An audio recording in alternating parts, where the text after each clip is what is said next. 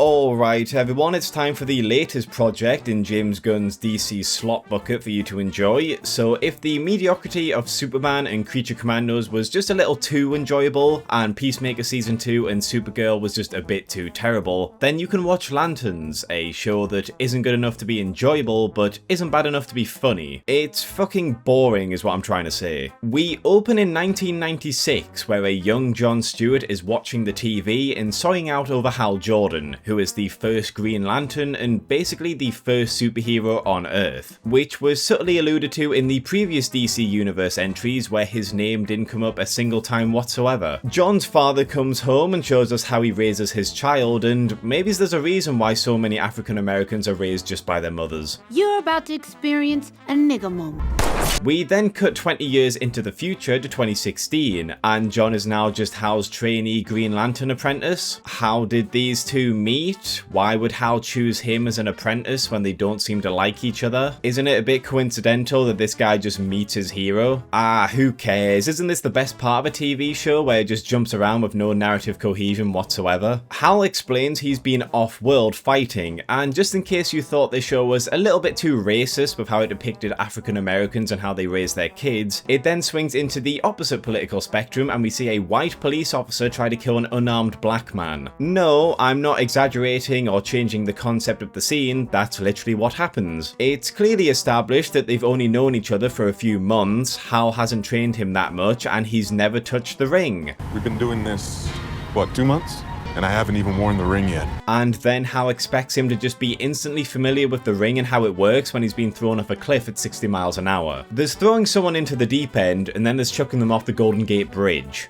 We hate fucking John manages to survive and accidentally activates an aspect of Hal's consciousness that is stored in the ring, where it gives John a message to his real self that something is going on in Nebraska. Now, if the ring is aware of an alien invasion plot that is happening, then it would have already told Hal this when he was wearing it. So why did it decide to keep its mouth shut until right this moment? It just did. John meets back up with Hal and gives him his ring back. Why doesn't the ring latch onto Hal and then tell him the message itself? Who fucking cares, the writers certainly didn't. So John tells Hal what the ring said, and then we get a pretty good flying effect shot. I actually quite prefer this. In a lot of superhero movies they do the big bombastic takeoff scenes, but if flying is just an average thing you do, then this would probably just be what it's like, and I think it works quite well, so good job. John travels to Nebraska as well, where we see that a shooting has happened on a local football field. And as we all know, the best thing to do during a mass shooting is to keep all the civilians inside the area, forcing them to be traumatized by looking at the dead bodies while you question them. See, this is what happens when you let a woman be in charge. It turns out that Hal suspects this might be something to do with aliens, and he and the local sheriff, Kerry, have had similar cases of aliens being in the area, but she just refuses to entertain him and insists that he's completely wrong. John then tries to warn her about a suspect they think is an alien, and Kerry informs him that she's already aware of the situation. Just to sum up what's happened here, Hal has arrived on the scene saying it might be aliens, Kerry has dismissed him entirely, and then when John tries to warn her about the alien, you know, those people that just shot up a school football field, Kerry tells him that not only is she aware that he might be an alien, but she also knows that he did it, and she just decided to keep all these civilians around a suspected mass shooter and didn't want any of the other officers to surround the dude and arrest him. Just in case you thought those writer strikes would actually make the writers work for their money. So the alien dude runs off, and somehow this 5'2" small-time female sheriff is able to keep up with these 6-foot-tall muscular men in their prime, because anything men can do, women can do better, besides taking responsibility for when they get in trouble. John decides halfway through to stop chasing the dude and go a completely different direction, and he somehow manages to get in front of the alien dude despite the fact he's never been here before, having absolutely no knowledge of the layout of the building. So for all he knows, he's running into the principal's secret sex dungeon instead of after the suspect. Hal is also just sat on the bench. He hasn't moved at all during this entire sequence. He's just completely fine with this alien possibly getting away.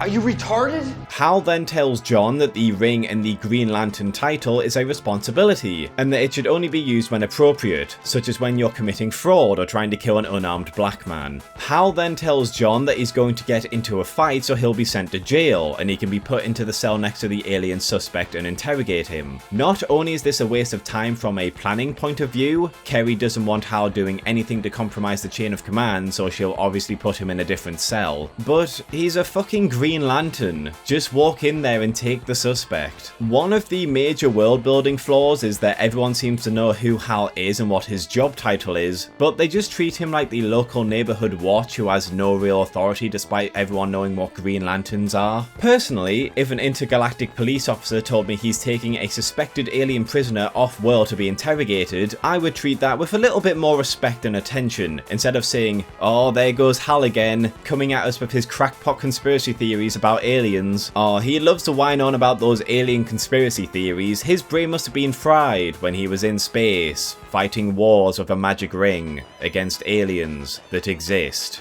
Hey, that's the first celebrity superhero on the planet. Let's start a bar fight with him. Hal tells John to keep a hold of his ring and not to lose it. I don't know why he tells John this when Green Lanterns can call upon their rings at any time, but whatever. Despite John being characterized as a stoic, respectful dude who's just there to learn how to be a Green Lantern and is extremely focused on the job, he then decides to have sex with this random woman he's just met instead of focusing on the mission. Basically, John is like a Terminator, unless there's a gilf nearby, in which case his dick just takes over and he stops thinking properly. And no disrespect to the actress, but gilf is being generous. Naturally, Hal's plan completely fails, because of course it would, but Kerry's husband, Billy, pays Hal's bond, asking him to come and meet his father William. They arrive at a ranch, which William is taking care of for a client, and there's several things that happen here in short order that are all stupid. Kerry agrees to let Hal talk to the prisoner, William tells them that he wants to fight against any aliens so they're not colonized, and it turns out that the shambling pile of leather and bones that John had sex with is William's wife, and he knows about it. So first off, if respecting authority was so important to her, then Kerry still wouldn't be letting Hal talk to the prisoner, so she's just now letting Hal because she chooses to, not because she has to. So she wasted about 10 minutes of screen time for no reason whatsoever. Secondly, this guy might as well have "I'm an analogy for people who don't like illegal immigrants," which the writers and showrunners think is bad, so you're obviously supposed to disagree with and be suspicious of me. And I mean, in this day and age, it's just so pretentious and annoying. Thirdly, John is made aware of who this woman is before William confronts him over it, and despite how he's being characterized, John apparently thinks it's appropriate to sleep with another man's wife. Again, John is being characterized as a calm, loyal, respectful former Marine, but he's completely fine with just violating someone's marriage. Even when Hal asks him about it, he just laughs about the fact he's cuckolded another man. Probably's not the best thing to do if you want me to sympathize with someone who is, quite frankly, a very fucking boring protagonist. Fourthly, despite William being established as a man who wants to protect his territory from other people and aliens that might want to take it away, he's apparently completely fine with another dude fucking his wife. So he's a white MAGA extremist who enjoys his wife taking big black cock and then shaking the dude's hand. You know, just in case you weren't sure if this was another show that was written by Reddit. Hal interrogates the suspect, and we get a scene I thought was actually pretty good, where these aliens try and blend in and basically just do Wikipedia skim reading on certain subjects to seem knowledgeable on it, but don't form their own personal opinion on things, which just makes it really easy to catch them out. You learn all the specifics, but you don't learn what everyone else knows. The alien makes Hal aware they know who he is and they're on a revenge mission before activating a self-destruct mechanism, which Hal manages to contain using his ring. It then cuts to 10 years later in 2026 and Hal is just dead. So it doesn't matter what journey Hal goes through in the past, because I know he's just going to get killed off anyways. Terrific, that's a good way to keep me invested, killing off the main character that had some sort of personality. So now we're going to be left with the other main character that's just an emotionless robot, unless there's some ungracefully aged gilfs in the area.